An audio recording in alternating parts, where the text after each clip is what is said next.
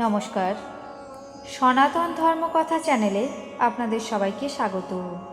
আজ আলোচনা করব জগন্নাথ কেন দুহাত কাটা কাঠের মূর্তিতে পূজিত হন।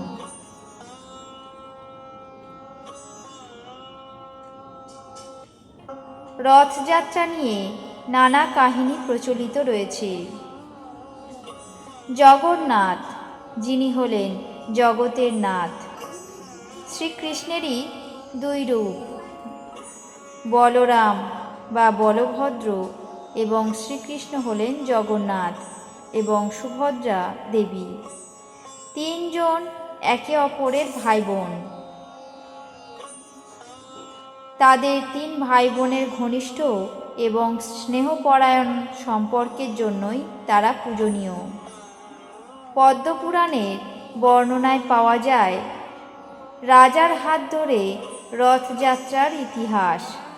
তখন সত্যযুগ। মালব দেশের রাজা ইন্দ্রদ্যুম্ন ছিলেন শ্রীহরি তথা বিষ্ণু ভক্ত। তিনি গড়ে তুলেছিলেন শ্রী জগন্নাথ ধাম নামের পবিত্র একটি মন্দির, কিন্তু মন্দিরে কোনো বিগ্রহ ছিল না।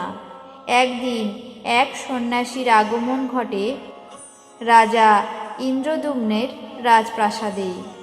শ্রীকৃষ্ণ তার ভক্ত রাজা ইন্দ্রদ্যুম্নের সম্মুখে আবির্ভূত হয়ে পুরীর সমুদ্র তটে ভেসে আসা একটি কাষ্ঠখণ্ড দিয়ে তার মূর্তি নির্মাণের আদেশ দেন। রাজা সকালবেলা ঘুম থেকে উঠে সেই স্থানে গিয়ে দেখতে পেলেন এক খণ্ড কাঠের টুকরো। হাতি সৈন্য এনেও সেই কাঠ নড়ানো গেল না। তখন শ্রীহরির স্বপ্নাদেশের খবর পাঠানো হলো সবর রাজ বিশ্ব বসুকে। তিনি আসার পর বিদ্যাপতি, রাজা ও বিশ্ব বসু এই তিনজনে মিলে সেই কাঠের টুকরো নিয়ে যান রাজার রাজপ্রাসাদে। ঠিক তখন এক রহস্যময় বৃদ্ধ ব্রাহ্মণ কাষ্ঠশিল্পী তাদের সম্মুখে উপস্থিত হন। তিনি রাজার কাছে মূর্তি নির্মাণের জন্য কয়েকদিন সময় চেয়ে নেন এবং জানিয়ে দেন নির্মাণকালে তাকে যেন কেউ বাধা না দেন। দরজার আড়ালে কাষ্ঠমূর্তি নির্মাণ কাজ শুরু হবে। রাজা রানী সহ সকলেই নির্মাণ কাজের ব্যাপারে অত্যন্ত কৌতূহলী হয়ে উঠলেন। প্রতিদিন তারা বন্ধ দরজার কাছে যেতেন, ভেতর থেকে খোদাইয়ের শব্দ শুনতেন।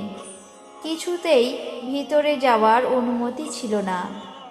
বেশ কিছুদিন পর বাইরে দাঁড়িয়ে রাজা শুনলেন মূর্তি তৈরির শব্দ বন্ধ হয়ে গেছে। অতি উৎসাহে রানী কৌতূহল সংবরণ করতে না পেরে দরজা খুলে ভিতরে প্রবেশ করলেন। তারপর তারা দেখলেন মূর্তি অর্ধ সমাপ্ত এবং কাষ্ঠশিল্পীও অন্তর্হিত। এই রহস্যময় কাষ্ঠশিল্পী ছিলেন দেবশিল্পী বিশ্বকর্মা।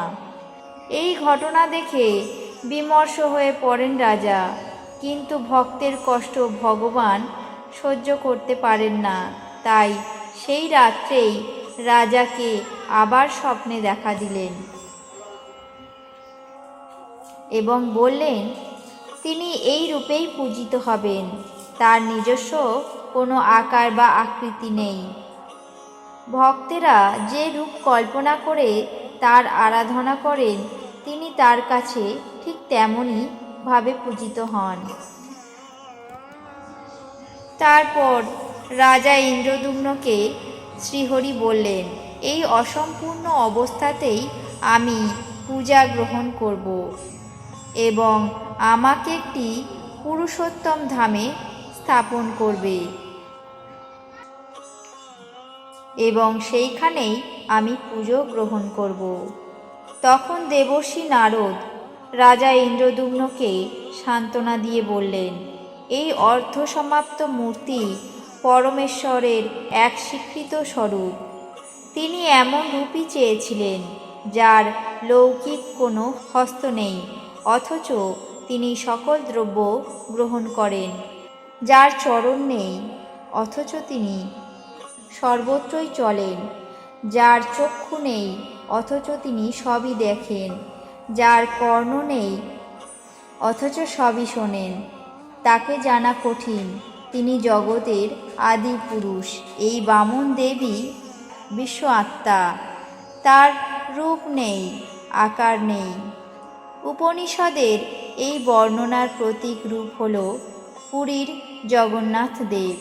তার পুরো বিগ্রহ তৈরি করা সম্ভব হয়নি, কারণ তার রূপ তৈরি করতে মানুষ অক্ষম। জগন্নাথ মন্দিরে প্রাণ প্রতিষ্ঠা করেছিলেন প্রজাপতি ব্রহ্মা। এইভাবেই জগন্নাথ দেবের আবির্ভাব ঘটে এবং তিনি মর্ত্যলোকে পূজিত হন। এই ছিল জগন্নাথ দেবের হস্তবিহীন, চরণবিহীন, কাষ্ঠ নির্মিত মূর্তিতে পুজো গ্রহণ করার আসল কারণ। আপনাদের কেমন লাগলো তা কমেন্ট বক্সে অবশ্যই জানাবেন। চ্যানেলটিকে সাবস্ক্রাইব করবেন, লাইক করবেন, শেয়ার করবেন। ধন্যবাদ।